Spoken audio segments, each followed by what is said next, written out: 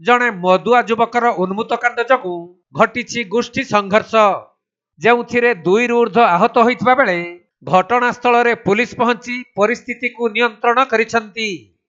तबे प्रथमे जणे मदुआ युवक ढेला पथर माड़ करिबारु गोष्ठी संघर्षर सूत्रपात होइथिला।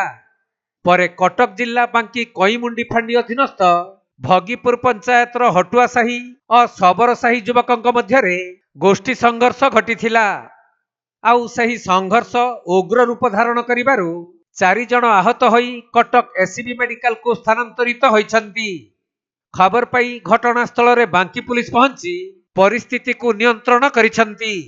गतकाली राति रे जे पिलाटे सबवर साहिर भगीपुर सबवर साहिर टेका पत्थर मारथला मद पीकी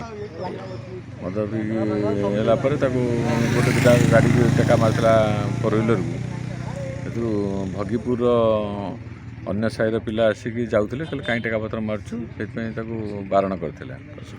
आज सकाल से दुकान को जाकि दुटा पिला आनी साहिर सब साहिर बसई कि भगीपुर अन्य साहिर पिला दिन कहले आम पिला कहीं अटकई नहीं जाइए परस्पर भितर टेका पत्र फोपड़ा फोड़ी होता है। पुलिस आसी पहुँचिक बर्तमान परिस्थिति नियंत्रण अच्छी पुलिस अच्छी 2 जन एपट जन सेपट जन।